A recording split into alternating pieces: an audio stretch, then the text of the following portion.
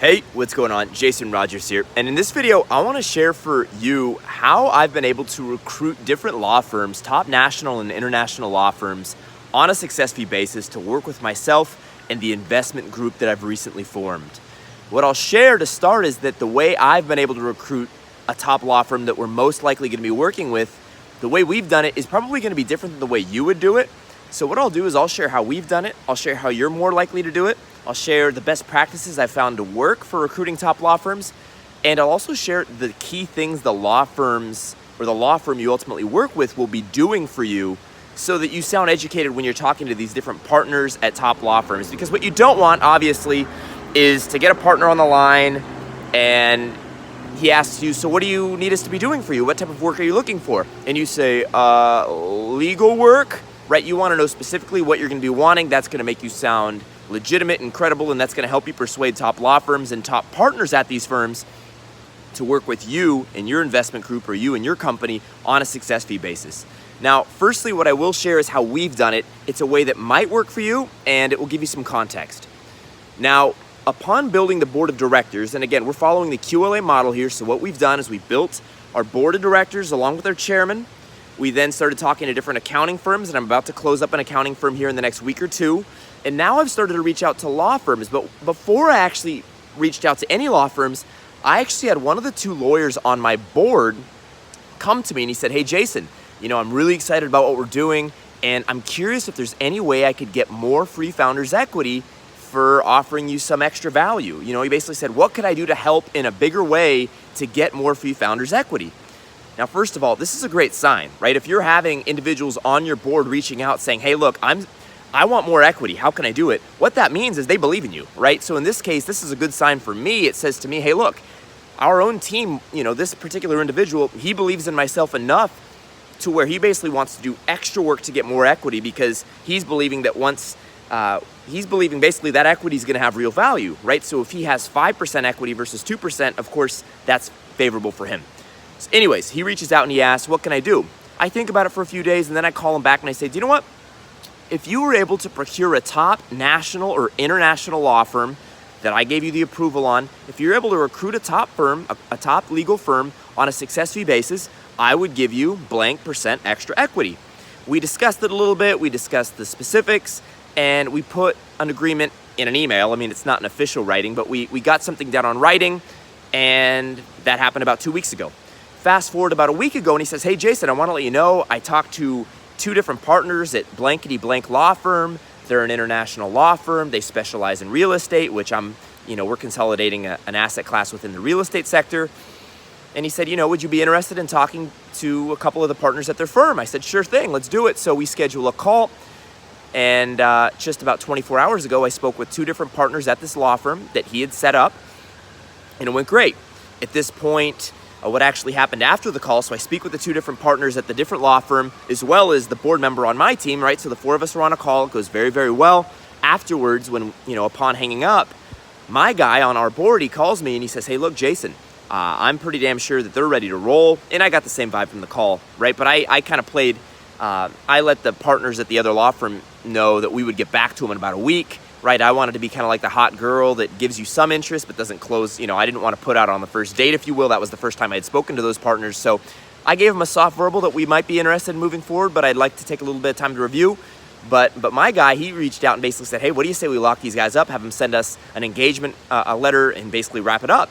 And by the way, the guy on my team, he's incentivized to close this thing as soon as possible. I gave him an extra incentivized bonus if he was able to close up a law firm by a specific date, which is coming up in only about 5 or 6 days, that he would get an extra bit of equity on top of what he would be able to get if he otherwise procured the law firm. And so as a side note, what this really means is you're able to structure deals in whatever way you want.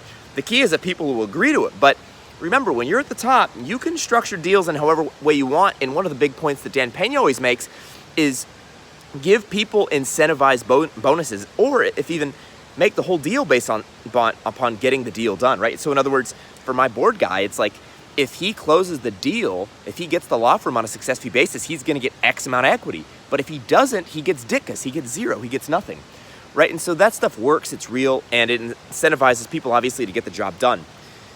Anyways, I talked to my guy after we had that conversation with the different partners at the different law firm and basically give them the green light. Hey, look, if you want to close these guys up, knock them dead, man. So that's where we're at right now. I'm also talking to different partners at different law firms as well to keep my options open. You always want to have more than one way to skin a cat, right? You always want to have multiple opportunities in your pipeline. You always want to fill up your pipeline.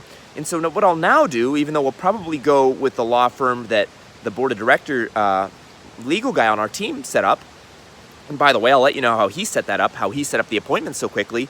Remember, the guys on your board have a ton of contacts. And so what he did is he just reached out to, whether he went to law school with these guys or whether he just rubbed shoulders with them, being a lawyer himself, I'm not sure. But he knew these guys, they're in his network, they were connected on LinkedIn, etc. And he just reached out and shared what we were doing, and he got the partners at this other law firm excited. And that's how he was able to pull it off and how he was able to get the real interest. Now, what I'll also share for you, if you don't go with that route, is how I've been able to get other appointments with different partners at different top national and international law firms, how I've been able to schedule appointments to talk to these different partners without any warm introduction. So what I recommend, and I'll let you know first of all, cold calling does not work well, at least it didn't work well for me when I cold called these different top 100 law firms. But what I did first of all is I got a list of the top 100 law firms. Same thing I did. A lot of the stuff I did for the law firms is the same stuff I did for the recruitment of the accounting firms. So refer to that video. I'm not going to go in quite as much detail in this one because, again, I laid it all out there for the accounting firm recruitment. It's the same game, really. You get the top 100 accounting firms. You get the list of the top 100 law firms. You make sure that there's a law firm branch that's in your hometown. I live near Los Angeles, so I'm making sure that each of these law firms has a branch in LA. Once I do that, I click their website, and I'm looking to find partners with experience in real estate, right? Because I'm in the real estate space. And so what I found to work best is opposed to cold calling the law firm and getting the main secretary, because those secretaries I found, they're savages. Unlike the accounting firms, man, I was able to call the top 4 accounting firms just their main number and get right through to the partner. When I call the secretaries for the law firms, man, I was getting hung up on, shut down, all of it, right? So what I realized works a lot better is you go to the website for the law firm and you find the partner or the partners that have experience in your specific industry. What you then will find is they put their email and their phone number, their direct line, on the website. Like, you literally have the contact information for every single partner at all the top 100 firms, and I'm sure for basically all firms. So what you can do is, first of all, you can email them and or call them. In retrospect, what I found works best is first to call them, call their direct line. You'll probably get to their voicemail. On the off chance that you get to talk to them, you go through your pitch. It's a pretty basic pitch. Hi, I'm so-and-so. I'm the principal at so-and-so company. We're consolidating the blankety blank industry for X, Y, and Z reasons. We're currently recruiting a top law firm, and I wanted to discuss this opportunity with you and see if this is something that you and your firm would be able to help us with, if you have the necessary staffing to be able to help us with this, and also if this would be a great match. They'll say, okay, that sounds interesting. And you say, do you know what I can do is send you over an email with our executive summary, as well as a little bit of more information about our company. I would allow you to review that. And then if you have some interest, if this looks like something you might be wanting to work with us with, and if this is something your law firm would be able to provide us as far as the legal needs we'll have, we could perhaps schedule another conversation to go deeper into our needs and how your firm and my firm might be able to work together. That usually works. You can then send over that partner an email. What I found for the email, first of all, a subject. I put brighter living looking for a top brighter living looking for a top law firm, right? So your company name looking for a top law firm. And then, in the subject, I just put, hi, Mr. So-and-so. If I'd already had a call, it's a little different. But if I hadn't had a call, it's, maybe I just left a voicemail. Hi, Mr. So-and-so, I just left you a voicemail. I wanted to follow up. My name is blankety blank with blankety blank firm. We're consolidating the X industry for Y and Z reasons. Moreover, I've attached our executive summary along with our company profile below. Check that out. And if this is something that interests yourself and the firm, perhaps we could set up a preliminary conversation to discuss our legal needs at greater depth. Best, your name, and then put in the executive summary and the company profile right there. And I don't put it as an attachment. I literally put a 5,000 word email right there so that they can just keep on scrolling.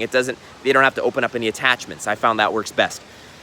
Now, that's what I would do, right? So I would basically email and leave a voicemail. I would leave a voicemail and email all of the top 100 law firms and the specific partners with industry experience. That's what I would do, right? Reach out to everyone.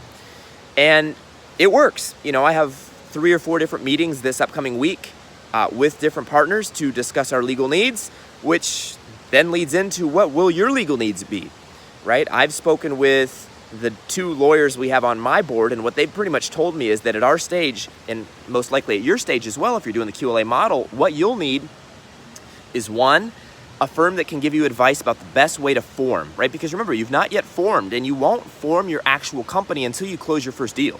Dan Pena teaches you basically to close the first deal at the same day that you form your company, right? So you form your company, and then 20 minutes later, your company makes an acquisition. So what you want to do at this point, though, is get the best advice possible about should you form as an LLC versus a C Corp? Should you form in this state versus that state, as it relates to the tax breaks you might get and the liability, as well as what is most ideal for investors, right? I mean, do you want a shell company or a holding company? You know, you have a parent company and all these subsidiaries, right? These are all the types of conversations you want to be having, and you would like the law firm that you work with to give you advice about the best way to structure your company. Again, LLC versus C Corp, this state versus that state, you know, Nevada versus Delaware, you know, a parent company versus a holding company, or a holding company versus the subsidiary, and blah, blah, blah. I'm not a lawyer, but that's what they're there for, right? So you want to have them give you that advice. That's the first thing, right? So the company formation, that's kind of category A that you're going to need. And then category B is you're going to need them to help you with your first acquisition targets. The due diligence work and the drafting work, they're going to have to draft the documents to help you make these acquisitions reality. So the LOIs, the letter of intent, you're going to need them to draft those LOIs that you're going to send to acquisition targets. You're also going to need them to draft NDAs, non-disclosure agreements. So for example, if you have an acquisition target and Mr. Billy Bob, he's excited about potentially selling, but he doesn't want his competitors nor his customers to know he's thinking about selling his company, well then in that case, you're going to need an NDA. An NDA is basically a non-disclosure agreement that makes sure that nobody's going to know that you and Billy Bob are talking about maybe buying his company, right? So that's what the law firm is going to help you do. They're going to help you form and give you advice about the best way to form, and then they're actually going to create the company, do the legal work to literally create the entity. That's the easy thing. It's mainly the advice that's most valuable. And they'll give you that advice, by the way, on the preliminary calls. You know what I'm saying? If they're interested in your deal, they'll give you that advice right up front. You won't have to pay a dime for that. And then what they're also going to do, though, is do the drafting work. They're going to help you with the drafting work for the acquisition targets. I just discussed that. And that's really what the law firm will help you do. Now, you're going to want to speak with the lawyer or lawyers on your board before you start talking to law firms to make sure that there's not something else that you may need in your specific industry, because you may be rolling up a very different industry than I am, right? So in my industry, it might be different than yours. So these are all things you want to be talking with ahead of time with your board, right? With your lawyer or with the lawyers on your board. But ultimately, to summarize, first of all, you can have your lawyer help you reach out to different law firms. You can also just go on their websites and email/voicemail and call all of the top partners in this requisite industry or the right industry that you're consolidating, and go that route. And what I would also say is, when you get these partners on the phone, you better sell the dream and the excitement, but you better also be honest with them. Hey, look, we're a startup. We're going to need a bit of help. We'd like it if you could help us on a success fee basis with a couple of the main needs that I just discussed before with you here as it relates to our first acquisition target. We'll pay you as soon as we do the first acquisition target. We're planning on, and maybe you're going to refinance the deal and pay them out like that, right? So you need to have your way of how you're going to pay them, but you're basically saying, hey, look, we're going to need a bit of help up front. We know that you're going to have belief in us. Here's why you should believe in us, and here's why you should believe in me, right? I'm going to make 300 calls a day. This industry is extremely exciting. We have a world-class team with 258 years of combined experience, right? So you want to sell yourself, of course. You're selling the industry, and you're obviously selling that you're the right guy for the job. I would say that's about it for this video, man. If you have any other questions, share them below. But really, it's the same as everything else. If you're reaching out to 150 different partners at different law firms, you're going to find one that's up for it. Whereas if you only reach out to 5 partners, you're not giving yourself the right funnel at the top end that you're going to need to succeed. So, right, fill in a ton of different partners at the top of the funnel, have a ton of different conversations with different partners, and then you'll find one of them that works. That's basically the name of the game, man.